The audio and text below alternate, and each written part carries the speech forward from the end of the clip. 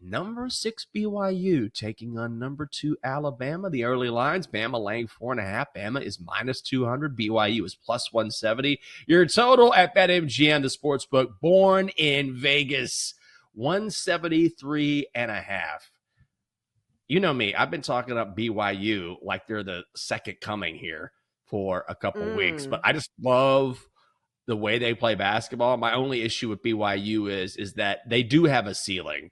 Like, we've seen that, where once they meet those upper echelon teams, then maybe they have a hard time competing. Alabama is one of those upper echelon teams, but I don't put them in the same conversation as a Florida or a Duke or an Auburn or anyone like that. What do you think? I'm pretty torn on this one because I think I Yeah. agree with you, like on the surface, but I will say this. They have played teams that kind of have a similar profile to Alabama pretty well, and that's Arizona. Like, doesn't Arizona kind of fit the mold of a team like Alabama, a team that wants to run and gun, and a team with the top tier offense? Arizona sitting in the top 12 of offensive efficiency over a KenPom. Because earlier in the season, I think they beat them like 96-95. Yeah, 96-95 on the road. So BYU has proven they can play in these type of games. The way that Alabama's playing right now, like, I don't really want to fade them. But also, you're getting some points in this one. I will say points are not at a premium. 173.5. Jenks, can we talk about this for a second? Like, when a total is this high, do you have to immediately consider the under? Or do you say, hey, this could be another 96-95 game? I kind of like the over here, honestly. Like, this is going to be the most, if you just want to sit back and enjoy a fun and gun up and down the court, tons of 3-point shots, teams bringing it back and forth, this is going to be very much an NBA style game. I mean, that's how BYU plays. That's how Alabama plays. I need to look at the numbers here. I mean, it's really high, 173 and a hook. But if these two teams get hot, you know what? This will be one of those games where I just want to have some fun and I want to enjoy it. And so I'll put a sprinkle on the over just so I can sit back and hope for points. This will be just a pure leisure play. Leisure. Leisure? Well, you can't have any leisure if you need to score 173 points, I'll tell you that. These teams absolutely need to be running and gunning and being very efficient with the basketball, because this is right out what they have it over at KenPom, and this is a final score that you should be looking for. And actually, this one would hit the under if it's 173.5. So what KenPom has it is 89-84. 89-84. That is an incredibly high scoring game. And think about it. If it's 89-83, you don't get your over. Like, a team scores 89 points. You're like, hey, what about the... No, you didn't get it. So I think when it's this high, I'm just going to leave it on the table. There are other games. And again, even the spread, when you're only getting 4.5 points, when it's that many points in the total, no thank you, please. This is going to be a pass for me. Yeah, I get that. Maybe I'll play it on Thursday. I'll be interested to see where this number goes. My gut would be that it probably goes down a smidge just out of principle because it's so high. But man, this should be a blast to watch. And you never know. BYU in its previous game shot 46% from the field.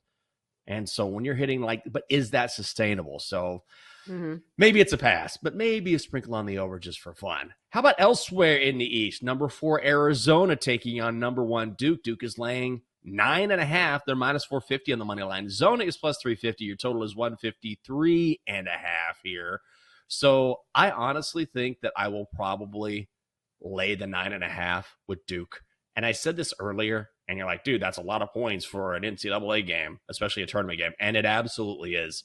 But Duke reminds me of UConn in that they haven't really been stopped this year. Now, they haven't really been challenged in the tournament because their draw was so easy relative to other number 1 seeds. But Duke is one of the best covering teams in the country. Like, all season long, they have been covering at a rate at more than 66%. And as we saw in the ACC tournament, I was so impressed with how the rest of that team responded without Cooper Flagg. So I understand the ACC isn't the conference that it, has been in previous seasons, but going through the tournament in that way and dominating with the rest of their players, this is a really complete team. I think I just might lay it. I think for me, this is where the team total enters the chat. Because over at BetMGM, Duke's team total is 81.5. I know that sounds high for a normal basketball team, but look at the points that Duke's been putting up. 93 in the first round, 89 against Baylor. And then you look at the matchup here against an Arizona team that likes to run and gun. It feels like all of the factors kind of line up for a team total. Arizona in the top 50 of tempo and the top 12 of offense. So it just feels like both these teams are going to be scoring points aplenty, even though Arizona, of course, gets the much tougher defensive matchup because, that's the thing about Duke. It hasn't just been one-sided. They haven't just been scoring a ton of points. The defense has been really good as well. So I think you can make a great case for Duke laying points, or you can go with the team total and just root for one side of the equation. I think it's a good way to look at it because I just can see Duke getting fast break point after fast break point because Arizona misses a shot. They're not a very efficient squad, and then Duke is on the run. They put points up in a hurry. Yeah, I kind of like that a lot. But I think if I'm picking a side, I'm probably going to lay the points with Duke. And this is early in the week. We do need to say, a lot of these lines came out just overnight. We're just taking a look at them for the first time. So I know a lot of people out there want to bet lines as soon as they come out if you really like a side. For someone like me, I like to kind of let things settle a little bit, look at the numbers, make sure there's no injuries I'm aware of, and kind of see if the number moves or not. So I'll probably do that over the next day or two, but my initial lean would be the Devils laying the points. Let's go to the West region on Thursday in San Francisco. Coach Cal and the Hogs, the 10 seed, taking on the 3 seed Texas Tech. Texas Tech is laying 5.5 points. They're minus 235 on the money line. Arkansas is plus 195. Total is 147.5. Chelsea, I have to admit, Texas Tech is one of those teams that, as we've talked through conference tournaments, as we've talked about the big dance, we really haven't touched on Texas Tech at all. And it's probably because Houston has dominated that conference so thoroughly.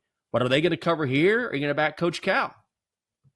Well, I think a lot of people were hesitant on Texas Tech entering the tournament just because we didn't know if they were completely healthy. They had some health concerns entering the tournament, but of course, a really good squad. And of course, they've gone toe-to-toe with Houston a bunch, but we're also talking about 5.5 points here with an Arkansas team that's caught fire. Sometimes I like to take these teams that kind of have made a run. I know it hasn't really been the identity of this tournament this year where it's March Madness and we're not seeing all these upsets, but Arkansas, one of the few teams that has been pulling off those upsets. So if you're giving me 5.5 with a team that's playing with a ton of confidence and a coach that's been there, done that before, I think I'm leaning that direction. Like, of course, you can make a great case for Texas Tech, but again, 5.5 points, I think I'm going to go with the Hogs.